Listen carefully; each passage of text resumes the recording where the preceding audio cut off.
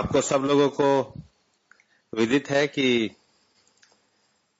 अभी झारखंड के चुनाव की प्रक्रिया शुरू हो गई है और हमारी पार्टी के संसदीय पार्टी और हमारी चुनाव समिति के द्वारा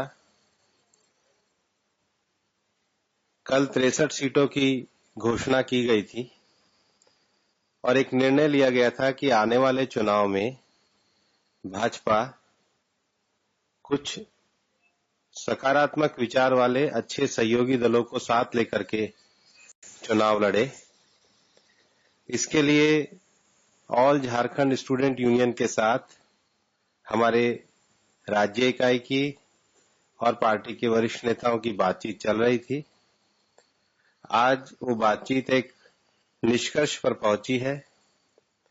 उसके अंतर्गत भारतीय जनता पार्टी तथा all Jharkhand student union AJSU वो मिलकर के चुनाव लड़ेंगे।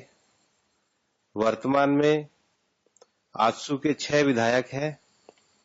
भाजपा ने उनकी 5 वर्तमान और आजसू ने मिलकर के 5 उनकी जो सीटें हैं, उनके वर्तमान विधायकों वाली सीटें हैं, लोहरदगा, जुगसलाई, रामगढ़, सिल्ली और चंदन क्यारी, जो 5 सीटों पे 6 में से 5 सीटों पे उनके विधायक है वो, और एक सीट बड़का गांव। इन 6 सीटों पर आजसू चुनाव लड़ेंगी। शेष 2 सीटों की किन सीटों पर आजसू को चुनाव लड़ना है वो आजसू के नेता और पार्टी के राज्य स्तर के नेता आपस में मिलकर तय करेंगे। सैद्धांतिक तौर पर आजसू 8 सीटों पे चुनाव लड़ेगी, जिसमें से 6 सीटें मैंने आपके सामने बता दी है और हमारा ये मानना है कि आने वाले समय में इस गठबंधन से एक नई ताकत झारखंड में बनेगी। वो सब शक्तियां जो सकारात्मक रूप से सुशासन के लिए, झारखंड में स्थायी सरकार देने के लिए, पूर्ण बहुमत देने के लिए और उसका विकास करने के लिए प्रतिबद्ध हैं, वो सारी ताकतें एकजुट आकर के झारखंड में 2/3 से ज्यादा बहुमत भारतीय जनता पार्टी के नेतृत्व में प्राप्त करेंगे।